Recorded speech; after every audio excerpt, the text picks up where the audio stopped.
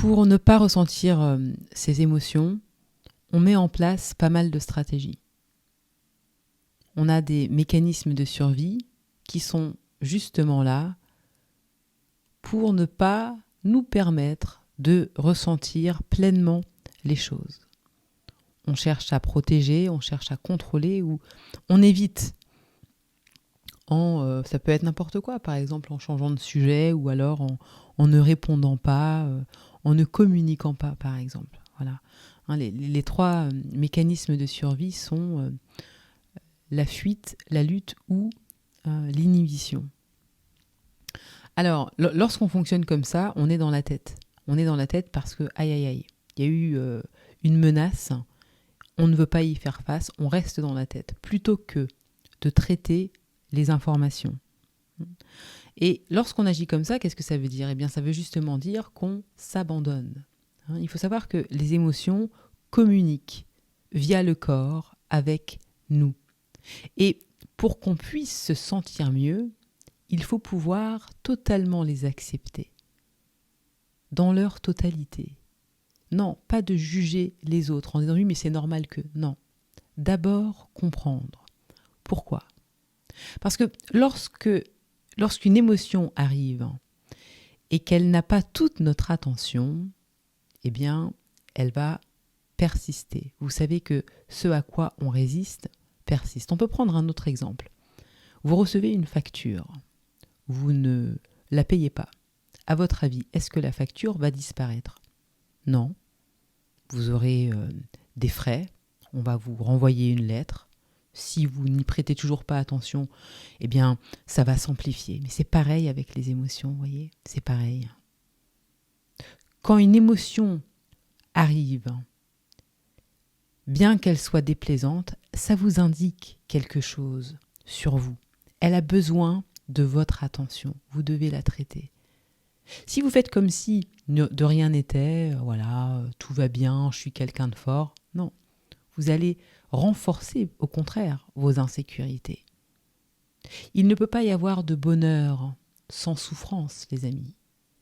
Tout ça, c'est à la même place. Ce qui veut dire que si on veut vraiment être dans la joie, il faut pouvoir accepter. Et là, justement, avec cette acceptation, eh bien, c'est le début de quelque chose. Parce qu'on va ouvrir certaines dimensions en nous. On ne peut pas, encore une fois, savoir ce qu'est le bonheur sans souffrance. On ne peut pas non plus vouloir grandir ou évoluer sans se faire face. La connaissance réelle n'arrive que lorsqu'on se fait face, lorsqu'on accepte ses émotions, lorsque finalement, petit à petit, effectivement, on se réalise.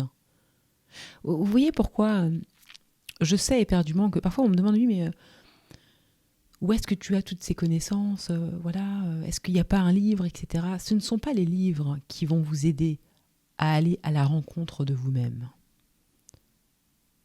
La vie vous enseigne jusqu'à aujourd'hui. Vous êtes-vous réellement remis en question ? Faites-vous vraiment face à vos émotions ? C'est ça la question. That's the question. Parce que celui qui ne grandit pas, celui qui n'évolue pas, celui qui n'est pas mature, et c'est pour ça d'ailleurs qu'on dit que la maturité ou la sagesse, ce n'est pas une question d'âge. C'est juste que il y a des personnes qui se remettent en question, qui font une introspection, et il y en a d'autres qui ne veulent pas apprendre de la vie. Et donc celui qui ne veut pas apprendre de la vie ne peut pas comprendre certaines choses. L'univers est holographique, il y a plusieurs dimensions. Tout comme vous aussi, il y a plusieurs dimensions en vous. Personne ne peut vous ouvrir ces dimensions si vous-même, vous ne vous ouvrez pas à vous-même. Et ça commence avec les émotions. Impossible d'aller au-delà s'il n'y a pas de compréhension au niveau des émotions. Ce n'est pas possible. Et parfois, il y a aussi cette tendance à se réfugier, voyez, dans la spiritualité pour éviter ces émotions parce que c'est paisible, parce que ça fait du bien, sauf que c'est un leurre. Chaque émotion qui arrive a besoin de notre attention. C'est comme si c'était un petit bébé qui pleurait. Ouh là là, il y a quelque chose, ça pique. Attention, qu'est-ce qui se passe? Il faut que je prenne soin de ce que je ressens. Ok, je ne m'abandonne pas. Et justement, lorsqu'on ne prend pas soin, ou bien lorsqu'on n'accorde pas notre attention à ce qu'on ressent, qu'est-ce que ça veut dire? Il me semble que je l'avais dit tout à l'heure, je ne sais plus. On s'abandonne. Et on a plusieurs manières de s'abandonner. On s'abandonne lorsqu'on fonctionne de la tête. Lorsqu'on fonctionne de la tête, ça veut dire qu'on ignore ce qu'on ressent. On se juge. Je ne devrais pas, je devrais, ça c'est bien, ça c'est mal. Plutôt que de s'ouvrir à soi en essayant de comprendre pourquoi est-ce qu'on ressent certaines choses. Qu'est-ce qui a causé notre action, notre réaction?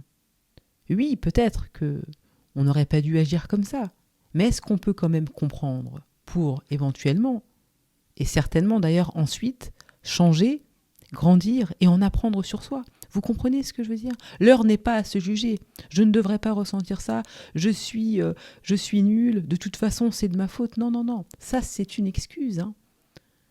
Parce que lorsqu'on agit comme ça, qu'est-ce que ça veut dire? Ça veut aussi dire que les autres ont raison de se comporter comme ils le font et que si nous, on était autrement, eh bien, les situations seraient différentes. Or, pas du tout.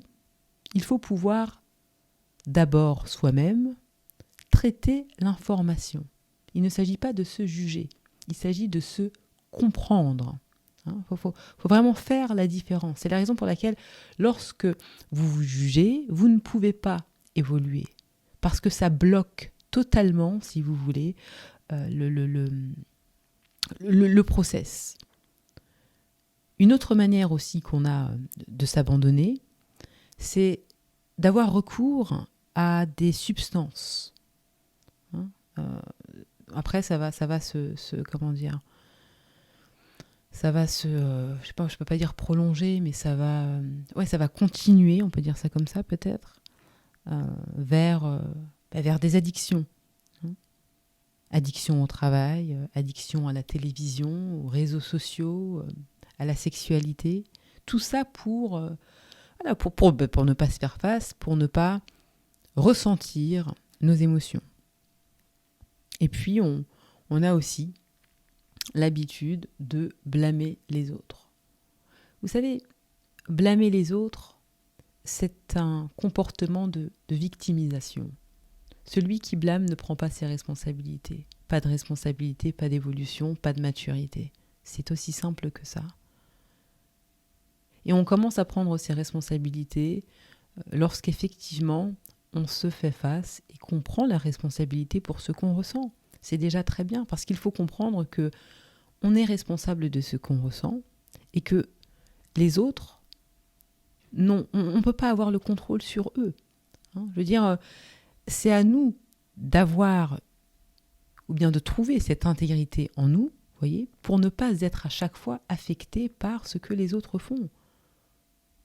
C'est ce qu'on appelle le début du self-mastery. La maîtrise de soi. La maîtrise de soi, elle arrive parce qu'on comprend son fonctionnement interne. Il y a toujours des choses à comprendre. C'est pour ça qu'on se connaît à travers l'autre. Seulement si, évidemment, on sait se remettre en question. Le truc, c'est que si on n'arrive pas à faire ça, on est à un niveau dans la vie où on ne voit rien, en fait. On est dans le brouillard. Et on pense que c'est normal. Non. Normal d'avoir des émotions, tout à fait. Mais pas normal de ne pas se comprendre. Parce qu'il n'y a que lorsqu'on se comprend qu'on se rend compte à quel point, effectivement, on est un individu à part entière. Alors maintenant, il ne faut pas tout confondre. Ça ne veut pas dire que, oui, mais qu'est-ce que j'ai le droit de ressentir ou pas? Comment est-ce que je fais? Non, ce n'est pas une question de ça. Vous pouvez ressentir tout ce que vous voulez. Ensuite, c'est de savoir comment est-ce que vous traitez les informations. Il y a des événements dans la vie qu'on ne peut pas contrôler. la mort d'un être proche, la perte d'un être proche. Ça peut être le fait de se faire, comment dirais-je, licencier. Ça peut être une rupture amoureuse douloureuse, une grosse dispute avec la famille. Voilà, il y a plein d'événements dans la vie que nous ne pouvons pas contrôler. Et les émotions vont ensuite arriver. Mais il y a une différence entre ce qui se passe et la manière dont on traite les informations, c'est-à-dire la manière dont on gère ses émotions. Est-ce que lorsque quelque chose se passe, on rajoute de l'huile sur le feu, par exemple, ah oui, mais de toute façon, je ne suis pas ceci, oui, mais de toute façon, je trouve que ça ne se fait pas parce que les autres, oui, mais bon, franchement, je trouve que par rapport à lui ou bien par rapport à elle, voilà. Donc là, on est encore dans la victimisation. Aucune prise de responsabilité. C'est normal d'être triste. On ressent tous de la tristesse. Ce serait mentir que de dire, voilà, on se lève du lit. Non. Face à la perte d'un proche, il est évident que nous allons être tristes, qu'on va ressentir de la souffrance. Là n'est absolument pas la question. Mais comment est-ce qu'on traite justement ces émotions? Comment est-ce qu'on fait face à la situation? Qu'est-ce qu'on se dit dans notre tête? Est-ce qu'on prend soin de nous à ce moment-là? Est-ce qu'on est aimant envers nous-mêmes à ce moment-là, ou est-ce qu'on s'abandonne en remettant tout sur le monde extérieur? Parce que l'émotion qu'on ressent nous indique notre état d'esprit. Ah tiens, je ressens de la tristesse. Bon, je reste avec cette tristesse. Je prends soin de moi. Je n'alimente pas cette émotion en me racontant n'importe quoi, ce qui va encore m'amener dans un trou. Est-ce que vous voyez un petit peu la différence ?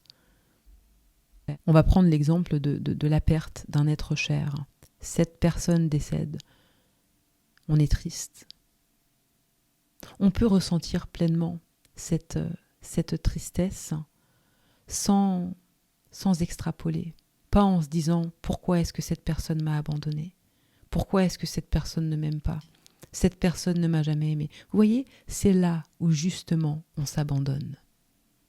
C'est là où justement on ne prend pas nos responsabilités, en vivant finalement pleinement l'instant, sans se raconter d'histoires dans la tête, sans se dire oui mais c'est peut-être de ma faute, j'aurais dû, j'aurais ceci. Non.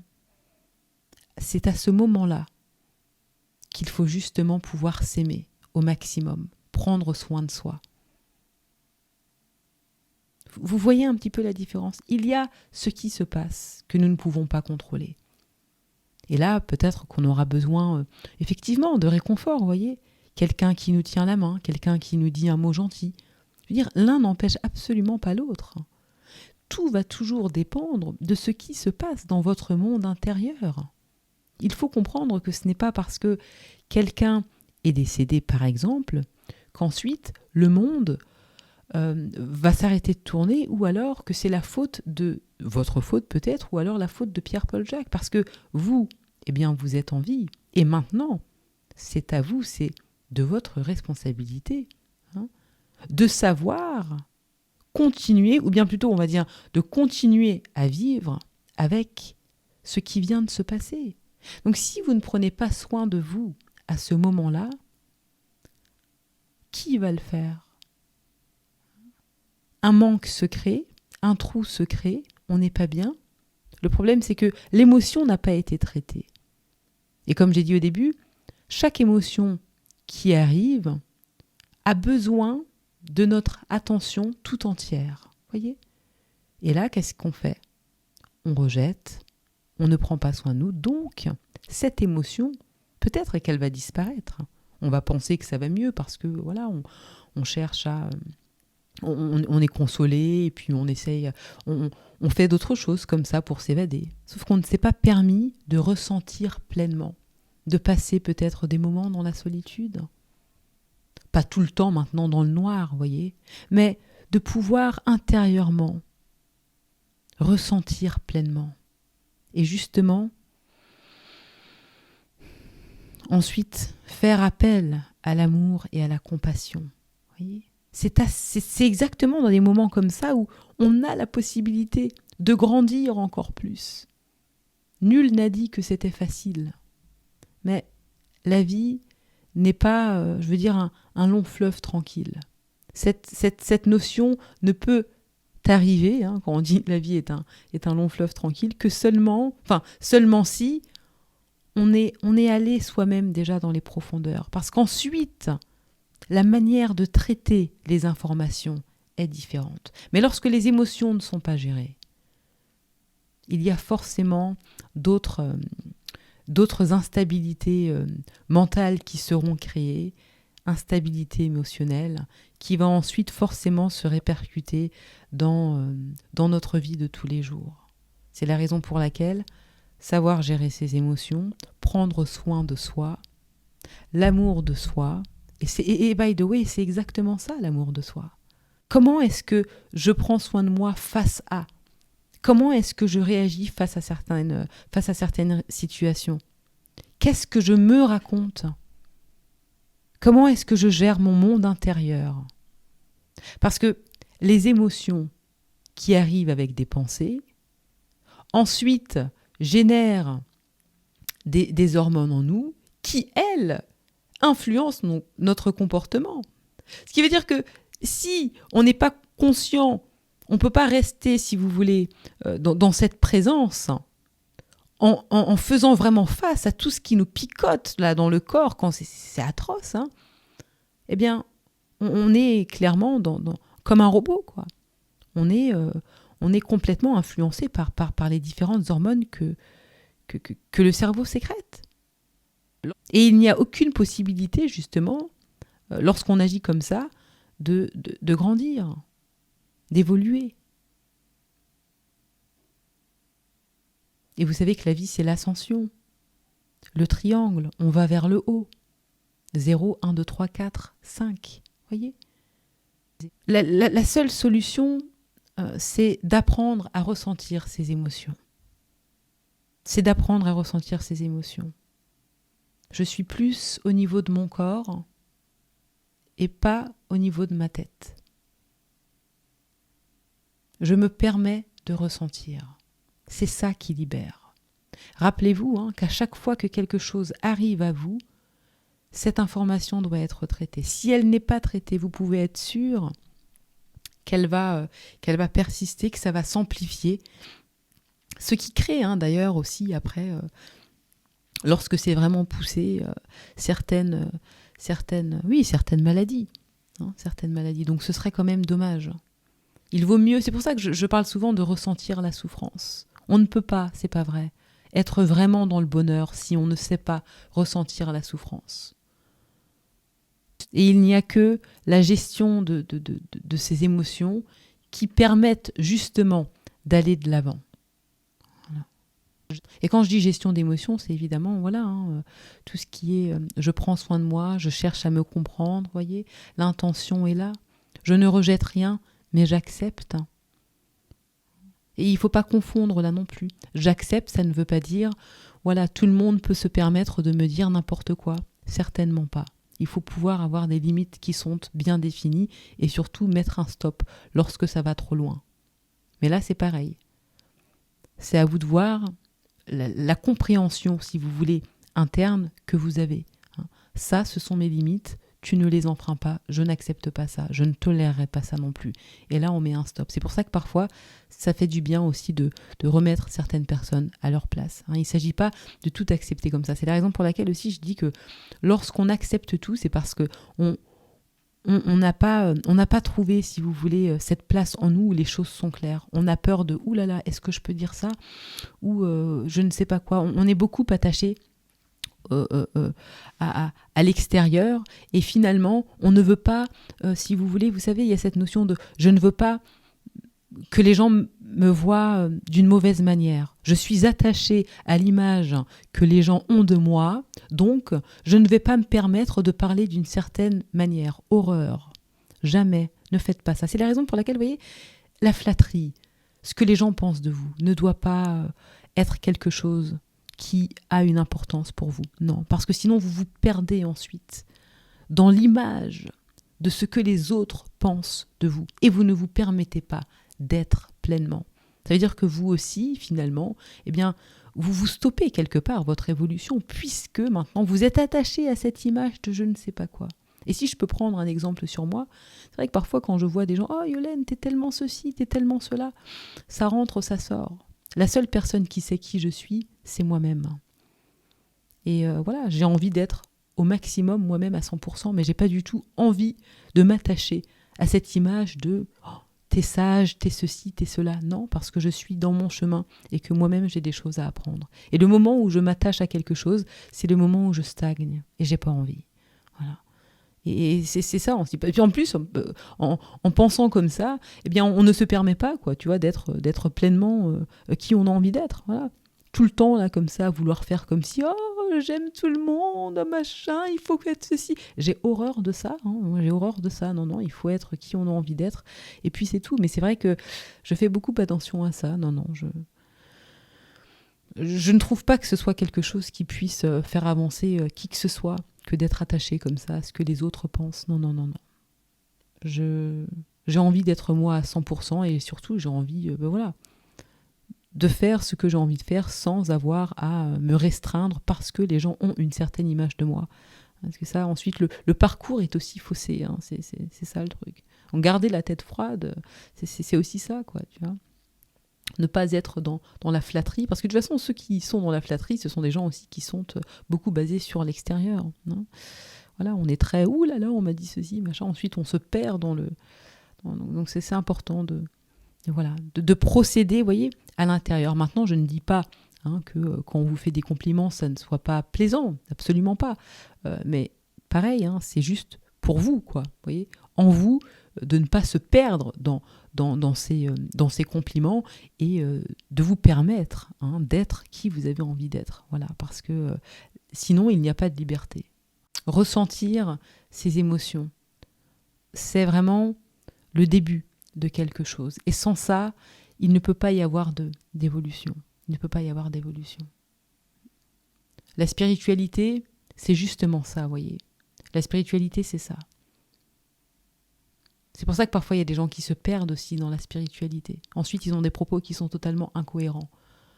Parce que les émotions ne sont pas comprises. On a voulu atteindre un certain niveau de conscience, mais sans vouloir gravir les échelons. Or, il y a plusieurs étapes. Hein. Si on prend par exemple, si on se réfère aux chiffres, au nombre, 0, 1, 2, 3, 4, 5. Hein. Avant d'arriver à la 5e dimension ou plus, il faut déjà avoir maîtrisé le 1, 2, 3, 4. Et très souvent, ce n'est pas le cas. Pourquoi ? Parce que l'ego prend la place. J'ai envie de savoir la connaissance, alors qu'est-ce que je peux faire pour ? Mais en fait, jusqu'à aujourd'hui, si tu n'as pas la connaissance, c'est parce que tu ne t'es pas remis en question. Donc, il va falloir repartir à 0. 1, 2, 3. Et vous voyez, et finalement, c'est très logique, quoi. C'est ce qu'on appelle le processus. Voilà. Donc, vous êtes votre propre sauveur. Le salut est en vous. Donc, à vous de savoir maintenant si vous voulez vraiment respecter les étapes, ne pas aller trop vite et puis voilà, chercher à vous comprendre jour après jour, évidemment, puisque c'est un travail de tous les jours. N'hésitez pas à participer au workshop le 20 mai, Reconnexion à soi, où on va voir les étapes indispensables justement pour se reconnecter à soi, ressentir ses émotions, accéder à sa guidance divine, accéder à son intuition, accéder à la source. Voilà. Écoutez, je pense que c'est tout pour moi. Merci pour l'écoute, prenez soin de vous et à bientôt.